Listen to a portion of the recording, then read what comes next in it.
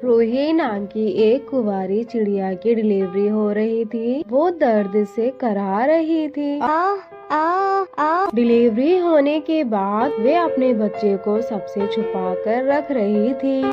अगले दिन ही रूही की शादी थी, इसीलिए वे रात में छुपकर सुनसान जंगल में जाती है।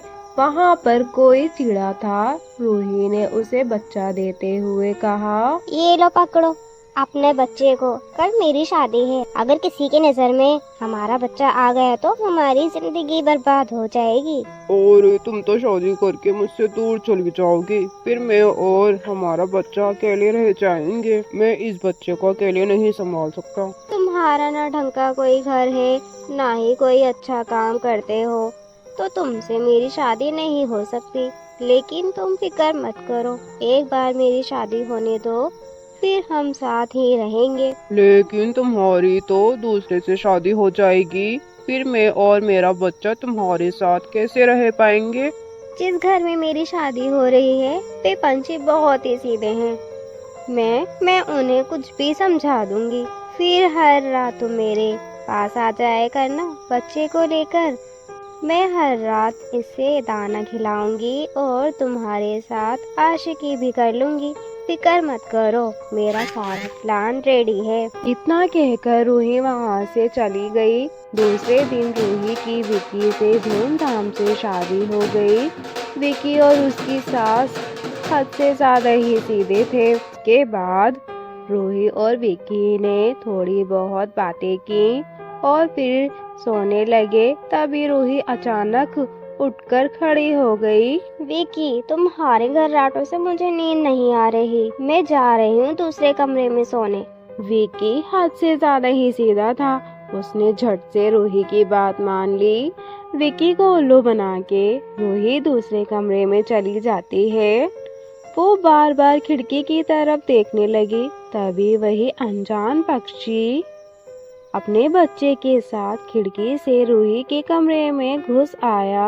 अरे वाह, तुम तो बिल्कुल टाइम से आ गए। लाओ बच्चे को मुझे दे दो। और बच्चे की छोड़ो, मुझे तुम्हारे बिना अच्छा नहीं लग रहा था, लेकिन यहाँ तो काफी अंधेरा है, यहाँ हमें कोई नहीं देख पाएगा। मैंने तुमसे पहले ही कहा था कि शादी के बाद भी रहूंगी तो सिर्फ तुम्हारे साथ। वो पति तो सिर्फ नाम का है, उसके साथ अभी तक मैंने कुछ नहीं किया और ना ही उसके साथ सो रही हूँ। रूही अपने बच्चे के साथ खेलती रही, उसके साथ आशिकी करती रही। इस बात से विक्की और उसकी माँ अनजान थे, जो बेचारे अपने कमरे में सो रहे थे। जैसे ही सुबह के 3 बजे और हल्के हल्के पंछियों की आवाज आने लगी, तभी रूही ने कहा, सुबह के 3 बज चुके हैं, अब तुम जाओ और कल फिर टाइम से आ जाना। वो पंछी उस खिड़की के रास्ते ही वहाँ से चला गया। रूही 3 बजे ही नहाने लगी और 4 बजे तक तैयार हुई और पूजा करने लगी। ओम जी जगदीश हरे, स्वामी जी जगदीश हरे, भक्त जनों के संकट, भक्त जनों के संकट क्षण में दूर करे। ओम जय जगदीश हरे। घंटी और आरती की आवाज सुनकर उसकी सास की आंख खुल गई और वे बाहर आ गई।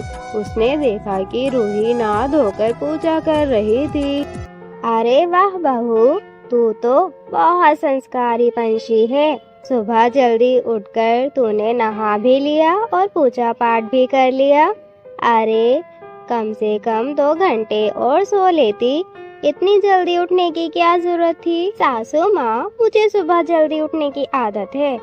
कहते हैं हर इंसान को सुबह जल्दी उठना चाहिए, उस समय ईश्वर हमें खुद आशीर्वाद देने आते हैं। उसके बाद रूही ने चाय नाश्ता बनाया और नाश्ता करके विकी अपने काम पर चला गया। रूही का पूरा दिन विकी के बिना ही बीत जाता था। रात में जैसे ही खाना खाने के बाद रूही और विकी अपने कमरे में गए, तुरंत ही रूही ने अपना बिस्तर उठाया और दूसरे कमरे में चली गई। रात के अंधेरे में फिर से वही पंछी रूही के कमरे में आया। रूही ने अपने बच्चे को दाना खिलाया और फिर उसके साथ आशिकी करने लगी।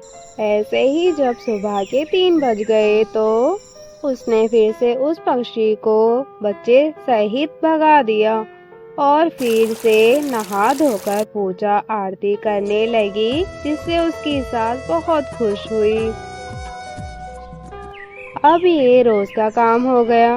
वो अनजान पक्षी रूही के घर आता था और उसके साथ आशिकी करता था। ऐसे ही एक रात रूही की सास को नींद नहीं आ रही थी और वे रूही को रंगे हाथ पकड़ लेती है। सासू माँ, मैं आपको बताती हूँ। रुक जा बहू, मैं और मेरा बेटा बहुत सीधे हैं, लेकिन इसका ये मतलब नहीं हम पंछी मूर्ख हैं। जैसे ही मैं इस कमरे में घुसी मैंने सब सुन लिया। मैं सब समझ चुकी हूँ। ये तेरा आशिक है। शादी से पहले तेरा एक बच्चा था, तुझे कितना अच्छा समझा था और तू क्या निकली। मैं इस घर में हंगामा नहीं चाहती। अच्छा होगा तुम दोनों यहाँ से निकल जाओ। दोबारा अपनी शक्ल मत दिखाना। मुझे माफ कर दो माँ जी, मुझसे गलती हो गई। बात गलती की नहीं है रूही। तुमने इतनी बेशर्मी की बात हमसे छुपा के रखी। मुझे और मेरी माँ को सीधा समझकर तुम लोग ऐसे घर में घुल खिलाते रहे। रूही रोती रही, लेकिन उसकी सास ने उसे घर से भगा दिया। अब उस जंगल में वे पक्षी कभी दिखाई नहीं दिया और ना ही रूही। इधर विक्की की माँ ने विक्की की दूसरी शादी करवा दी और वे दोनों खुशी खुशी रहने लग गए। प्यारे दोस्तों, कहानी कैसी लगी हमें कमेंट करके जरूर बताइएगा और वीडियो को लाइक और शेयर जरूर कीजिएगा। और अगर आप इस चैनल पे नए हो तो सब्सक्राइब और बेल आइकन को जरूर ऑन कीजिएगा। आपका धन्यवाद।